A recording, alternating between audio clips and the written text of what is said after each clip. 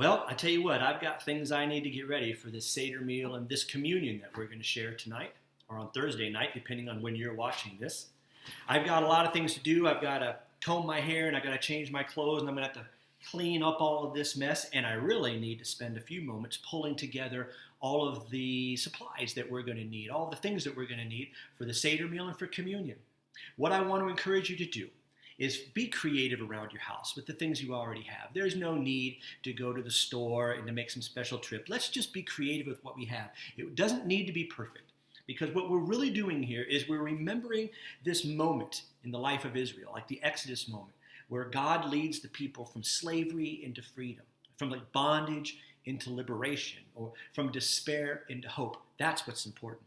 And I might mispronounce some of the words, and we might not have all of the right things, but we're doing it together, and that's what matters. As we also remember, for Christians, the movement of Holy Week, from death to new life. See, it all comes together.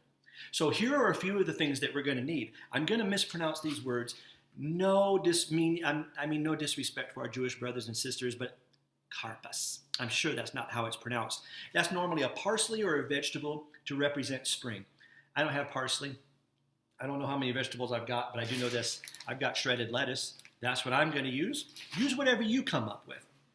Then we need some sort of bitter herb, a horseradish, or actually they said you could use romaine lettuce, but I mean anything that kind of reminds us of the bitterness of slavery. You know what I'm going to use? I'm going to use a seasoning packet with all kinds of herbs and spices, that sort of thing. Then we're going to need haroset, which is a kind of a mixture of apple, wine, and nuts. I don't have any of that, but this is to remind us of the hard work that the Israelites had to do in Egypt. I don't have those things, but I do have applesauce, and there we go, that's what I'm going to use. Then next we need a shank bone to remind us of the Passover meal the Israelites ate before they left Egypt. I don't have any bones in this house, and I'm sure not going to go to a grocery store and put people at risk so that I can get a bone. So you know what I did? Well, I didn't do it. Someone in my family just drew one, and I'm sure that's going to be just fine for what it is we're trying to do. And then finally, a roasted or a hard-boiled egg. Anything will work for this, of course. Anything that kind of represents new beginnings in the circle of life. That's what we need. Also, for our celebration, not only for our Seder meal, but for our communion, we're going to need some sort of unleavened bread. They mean it's bread that hasn't had yeast added to it. Now, if that's all you have, just use regular bread. I'm going to use, you know what I'm going to use, tortillas. Love them anyway. I'm going to use that not only in the Seder meal for the matzah, I'm going to use that for the communion bread. And then finally, wine. We have wine in our house. Judge me. We have wine here, but let's say you don't have wine at your house, or you don't even want wine at your house. Use grape juice. And if you don't have grape juice, anything will do that's fun. You know, you could use apple juice if that's what your family would prefer, or you know what, you can even use water. And then, and especially appropriate for this time of year, we're going to have some means of washing our hands. Not only ritually, but let's be honest, if we're going to share in a meal, we need to be clean. So I'm going to go gather my supplies. If you're watching this before we're actually doing the Seder meal, go out and pull together your supplies. Or if it's Thursday night and you're watching this right now, just push pause, go gather everything you need, and let's come back together and let's have our Seder meal.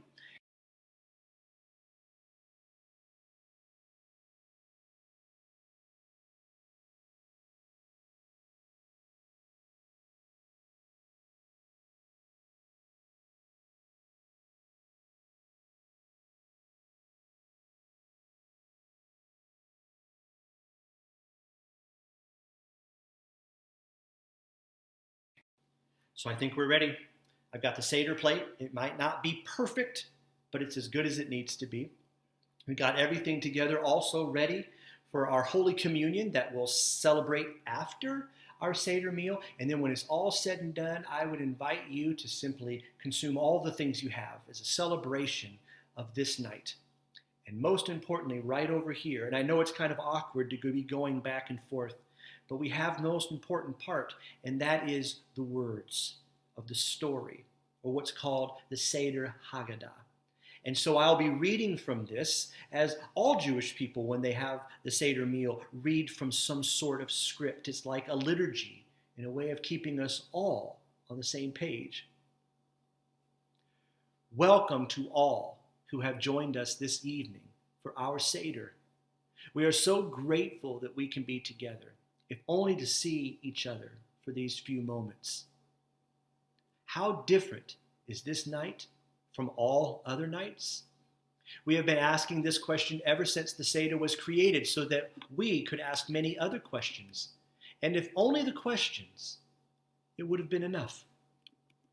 Passover means something different to every generation of Jewish people and Christians. And this particular virus that our world is dealing with has separated us and has also brought us together in many unexpected ways. So the teachers gave us rituals to help us tell the story of our passages from slavery into freedom, from fear into hope. And if only the rituals, it would have been enough. So now we lift up our cup of wine and say, "Blessed are you, God, sovereign of all, creator of the fruit of the vine. Blessed are you, God, who has kept us alive, sustained us and brought us together on this very different and sacred night of Passover. And may we be together again at the same time next year." The Seder was created so that families could fulfill the biblical commandment of teaching the Exodus story to our children and our grandchildren. And it has many ways to keep people engaged. Not least of these is our Seder plate. Our Seder plate has 6 items, and in each and every one of these items, we are invited ourselves to think of ourselves as if we have actually been present at the Exodus from Egypt. So, our Seder plate.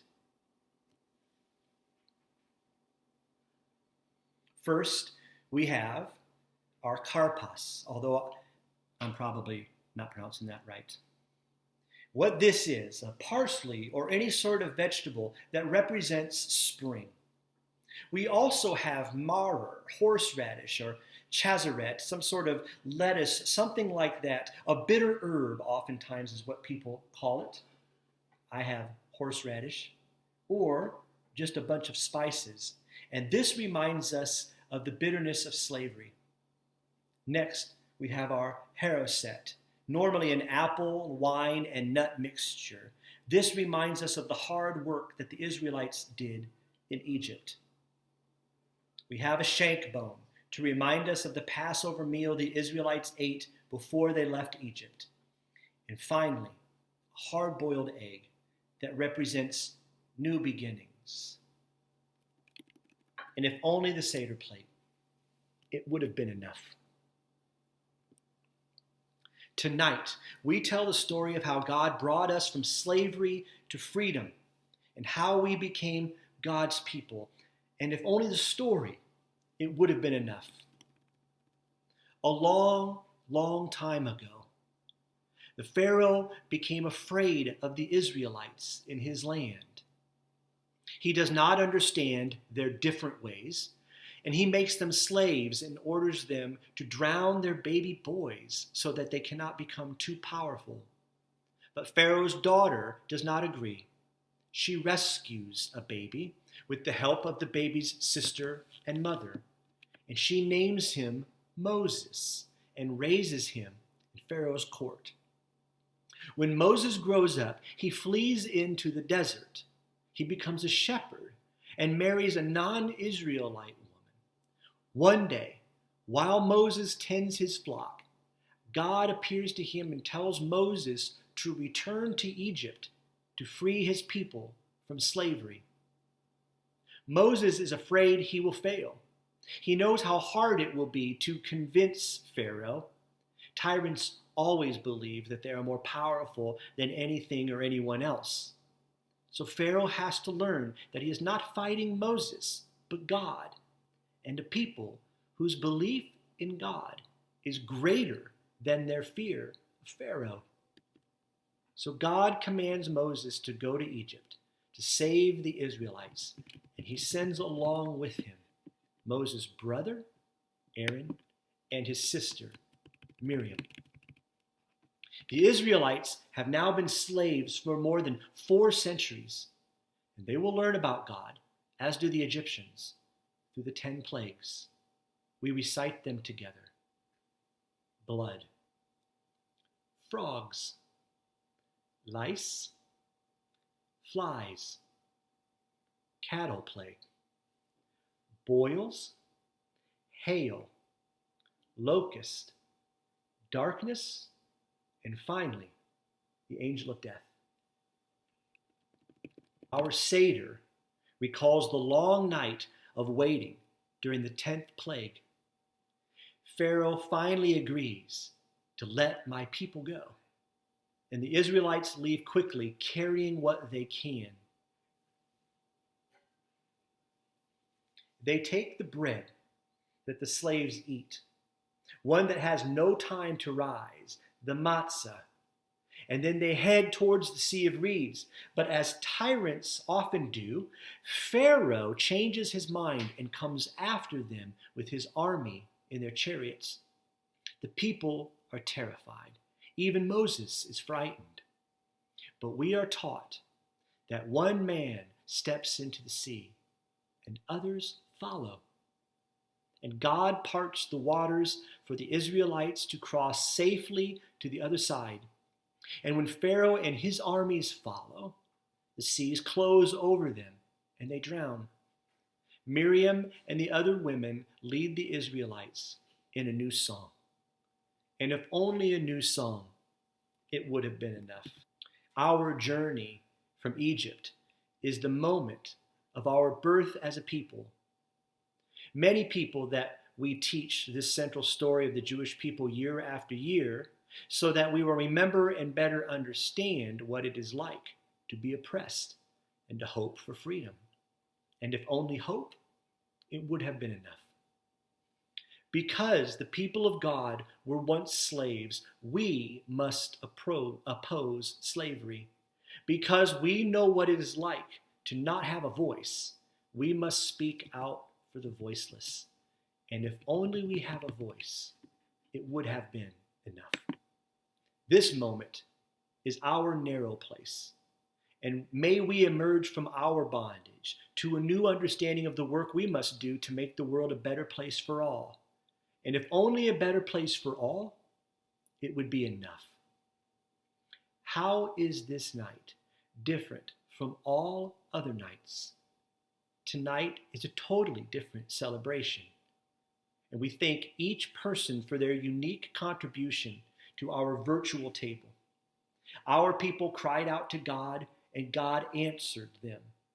On this hopeful note, we conclude our Seder from slavery into freedom, from bondage into liberation, and from hopelessness and despair into new life. After he would have finished this meal with his disciples, Jesus then took bread and he broke it and he gave it to his disciples. You've heard this so many times before. This is what Jesus does. On the very last night, he is able to have a supper with his disciples. This last supper, this last Seder meal for him, in this moment, he teaches us what it means to be a people of God. He gives us a commandment as he washes the feet of the disciples, and he says, care for one another, serve one another, and love one another, as I have loved you. Essentially saying, you do for the world what I am going to do for you.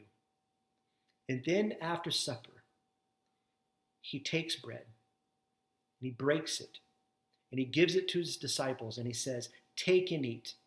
This is my body, which is given for you. Do this for the remembrance of me.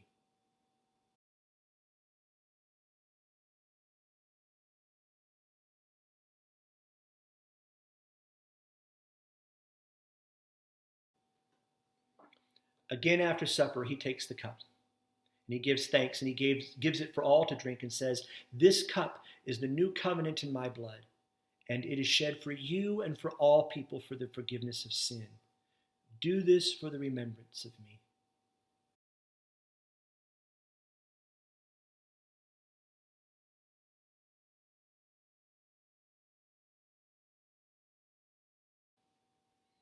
Lord, remember us in your kingdom, and teach us to pray. Our Father, who art in heaven, hallowed be thy name.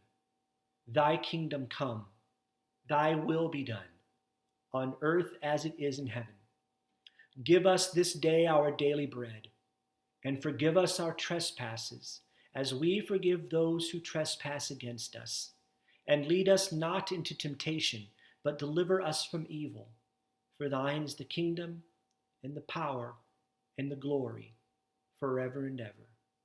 Amen. As we conclude this virtual service, I would invite you to now celebrate with whatever it is that you have set before yourself on this Seder plate, and with whatever it is that you prepared for the communion meal. Join now with the whole world in celebration of the promise that God makes, of always leading us from slavery into freedom, out of bondage into liberation, always leading us from despair to hope.